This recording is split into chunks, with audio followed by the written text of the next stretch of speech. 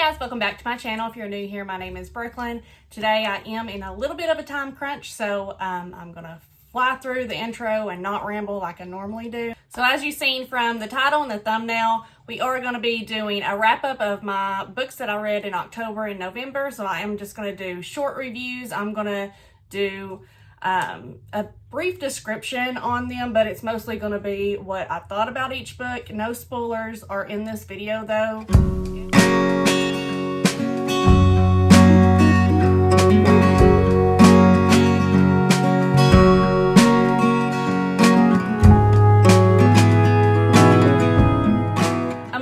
Of the books I read in October and November were actual physical copies, but I did read some from my Kindle, and then one was from the library, so I will just have to throw up pictures of those here on the screen. But I'll go ahead and start with the first physical copy I read in October. Actually, it was supposed to be my Halloween read, so I started it on Halloween Day, so the last day of October. I actually started this book, but it's mainly because I didn't read any of October, the beginning part at least, not really. After I finished up what I was reading before that, I didn't really read a lot. I was trying to get schoolwork done. Anywho, so on Halloween, I started The Last House on Needless Street by Caterona. Can I say Cat Ward for short? I'm really bad at names, you guys, but I did read this because I heard such good things about it, and it was supposed to be really creepy for Halloween, and with the cover, of course, it gives that vibe, and I just love the little kitty cat here on the front. But basically, this is, I would say dual POV, but it had more than just two. It is multiple points of view that go out throughout this book.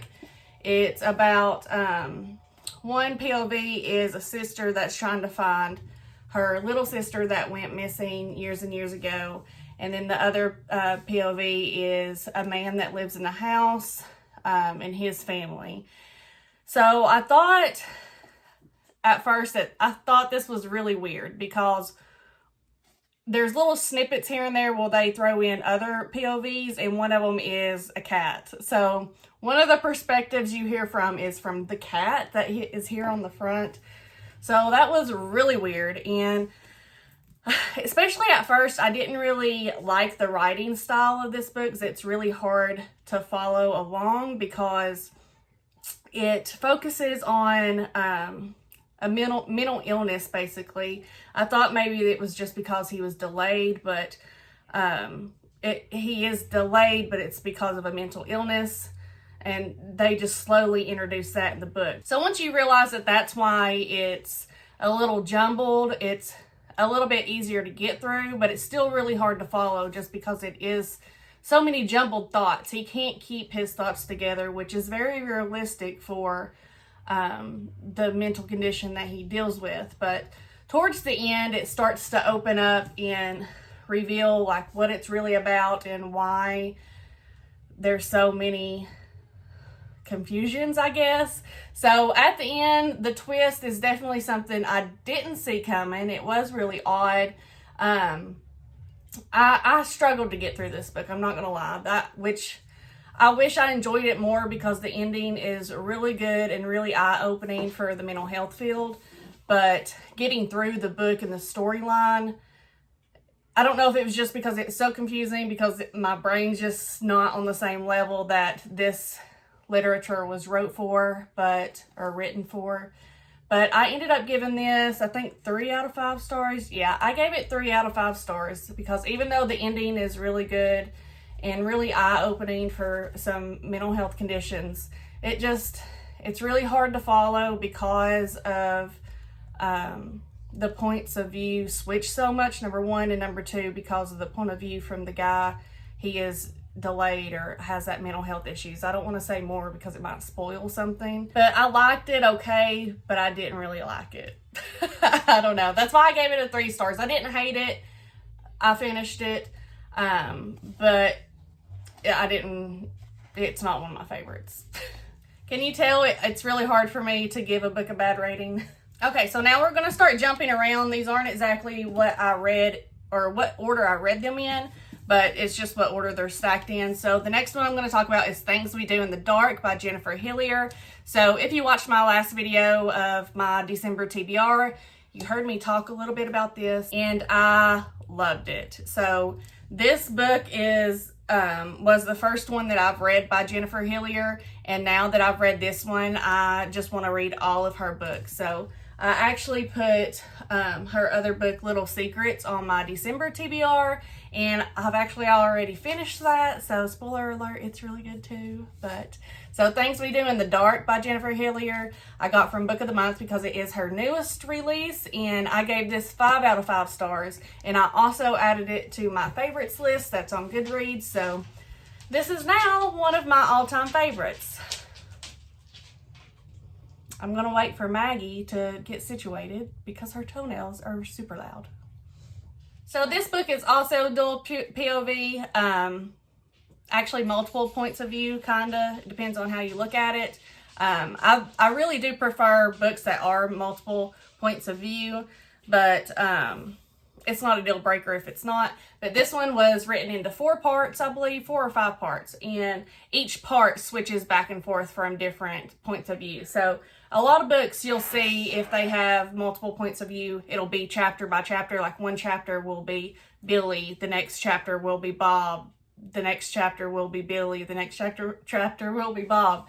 This one is by parts instead of chapters. So the first part, I actually wrote these down because I started getting a little mixed up on which parts, and I knew I wouldn't remember which to tell you. Not that it is important, but the first part is in Paris's point of view, and the second part is in Drew's point of view. Drew actually hosts a podcast, and the podcast is called Things We Do in the Dark, hence where the name of the book comes from, and it does loop in with other things as well. So the second part of the book is Drew. The third part of the book is from Joey's point of view. And then the fourth and the fifth part, it all comes together, and it kind of does jump from chapter to chapter with points of view. But for the most part, different parts have different points of view. Basically, the storyline of this book is there's this famous guy that was a stand-up comedian, and he is found dead in his bathtub. And of course, they think it's the wife that did it because she's a lot younger than he is, so they think that she killed him for his money. So throughout the book, you're trying to solve that crime and see if she gets convicted of that crime. And then also in the background with the other point of views, there's also another crime with Joey and May, maybe. Drew is handling another crime that he's trying to solve at the same time. So this also takes place in today's time, and we'll jump back to do flashbacks as well. So there's a lot of dynamics going on at the same time in this book, but trust me, it sounds confusing just because I'm not good at explaining things, but it's so good. It's such a good book, and I definitely recommend picking it up if you have been looking for a new book to read. I definitely didn't see the twist coming at the end of this one. The next book that I'm going to talk about, I will have to post a picture of right here. I did end up renting it from my local library. It is Luckiest Girl Alive. I rated it 4 out of 5 stars. I couldn't get it off of Libby for free because there was such a long wait list because Netflix actually came out with a show based off the book. So I did want to read the book before I watched the show, and apparently so did every other Libby user out there. So I had to actually go to the library in my local little small town that has a library and actually check out a library book for the first time in a really long time. But Luckiest Girl Alive is written by Jennifer Knoll, I think. For some reason I didn't write it down. I'm sorry. And I'm filming on my phone right this time because my camera battery is dead. So I believe it's Jennifer Knoll, but I'm going to post a picture again right here, so you'll be able to see it. Again, I rated it 4 out of 5 stars, mainly because it's a great story, and it's really, really a hard read. So make sure you look up trigger warnings before you read it. Again, look up trigger warnings before you read any book that I ever recommend, because a lot of the books I read have lots of trigger warnings. But I rated it 4 out of 5 stars instead of full 5 stars, just because sometimes the writing was a little hard to follow. It didn't flow quite as well as I would like. I had to read a few pieces of it more than once to just kind of realize what was going on, I guess I could say. But it's a really great story. It's really heartbreaking, but it was really good. It isn't one with like a big twist at the end. It's just the whole story itself is a twist, I guess you could say. But they did also, like I said, make a Netflix movie out of it, not a show. They made a Netflix movie out of it. I did watch the movie. It was good, but the book was way better. So I would highly recommend reading the book. It was really good, even though in some parts it is hard to follow, or it kind of gets jumbled in my opinion. I just had to reread certain sections a couple times before it kind of clicked with the whole storyline, but it was still a really good book. Okay, the next one that I'm going to talk about is Hidden Pictures by Jason Rekulak. Rekulak? I'm probably way off, but it's by Jason Rekulak. I don't know. It's Hidden Pictures. If you follow Goodreads or any psychological thriller pages, I'm sure you've seen this book everywhere. It's actually in the running for best horror book of 2022, which I was kind of surprised about. I mean, it wasn't bad, but I rated it 4 out of 5 stars. I read it on my Kindle, so that might have to do with it. So it's about this girl becomes a babysitter for this little boy. She's like a live-in nanny, and he starts drawing these pictures, and they think it's from a ghost, basically, is in the house and communicating with the little boy and making him draw these creepy pictures. And everybody online was like flipping out, talking about how creepy these pictures are that the little boy draws. They were creepy, but I guess, I don't know, I've seen kids' drawings are normally creepy because they don't really know what they're drawing. So, I don't know. People say if you had like the physical book, it was a lot more creepy. So maybe that's why I didn't think it was creepy. But it was a good story. I gave it 4 out of 5 stars just because it was so built up online to be so creepy, and then it wasn't. And I was still in this creepy mood around Halloween since, I mean, I got let down by the last house on Needless Street. I wanted something creepy. This one was creepy. There was some few parts that I was like, okay, I don't want a straight up ghost coming out of my book. I don't want to welcome that into my house. But, anywho, I gave it 4 out of 5 stars just because it didn't live up to the hype. But the very end, the twist at the end, it lived up to the hype. Everybody online just talks about, oh my gosh, what did I just read? That was insane. Da, da, da, da. They don't say it's because of the twist at the end. The twist at the end made it worth it. If the whole book was the quality of the end, it would have got 5 stars for sure. But I do still recommend it. Don't get me wrong. I did really enjoy that book, and I rated it 4 out of 5 stars. Real quick, I just wanted to hit on these two. So I did talk about these in my favorites video of whatever the last month was that I did a favorites video, but I didn't actually end up filming my wrap-up video. So I don't think these were October. No, because I didn't read in October until Halloween. I took the month off. So I think these were in September-ish, maybe August. Anywho, Verity and All Good People Here. Both of these I rated 5 stars. Both of these I added to my favorites list of books. They're just like so good. This one is definitely popular online, number one, but it's also controversial on how you think what the truth is, basically. So the twist at the end, it kind of makes you think, well, was everything a lie?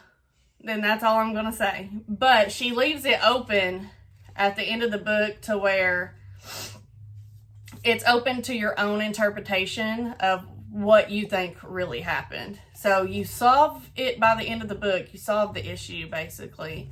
But it's also spicy. It's got some spice. I mean, it's Colleen Hoover, so it's not like too spicy of spice. It's definitely spicier than what she normally writes. Let me say that. Like, not for the faint of heart. If you don't like any spice at all, don't read this. It's definitely more spicy than her regular books. But it was so good. Like, it kept me on my toes. I kept wanting to know what happened next. And at the end, it will just blow you away, basically. If you want to hear more about it, watch my favorites video. I will link in the eye down below, because I filmed that right after reading these, and it was a little bit more detailed. But that's all I'm going to say about that one. Same with this one, The Twist. So this is by Ashley Flowers, and she is the podcast host of Crime Junkie. And like I said in my favorites video, I was worried that she wouldn't be able to translate her skill, because she is great at telling stories on her podcast of these true crime cases.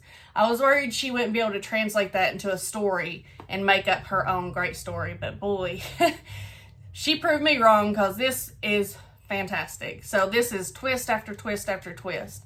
I know a lot of people, when they're advertising books, they always say, oh, it's twist after twist. Once you think you know what's the truth, you're wrong, and it's another twist. That's really the truth on this one.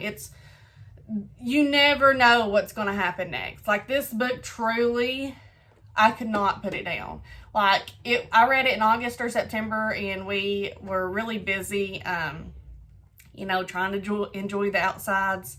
I took this with me everywhere because I wanted to read it so bad, and I wanted to know what happened next. But 5 out of 5 stars. A lot of people got mad because of how it ended. It ended in a perfect way to where I wish she would write another book that would tie into this one, and it would be a whole nother story. It would make a great second book. But she has said that she doesn't plan on writing a second one to this. Who knows? People change their mind all the time. But even if she doesn't, I hope she writes another book. This was her debut novel, her first one. So even if it's not the same storyline, I hope she writes another book, because this was just so good. 5 stars. Again, I added this to my favorites as well. Okay, so that's everything that I read in October and November, and then just a few that I wanted to throw in there that I just had to talk about that I haven't had a chance to talk about here yet on my channel for just specific book content. He always joins at the end of the video.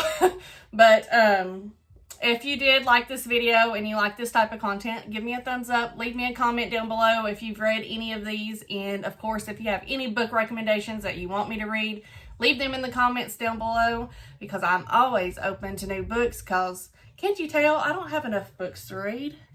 There's never enough books to read. All right, I've got to run, you guys, so I'll see you guys next time. Bye.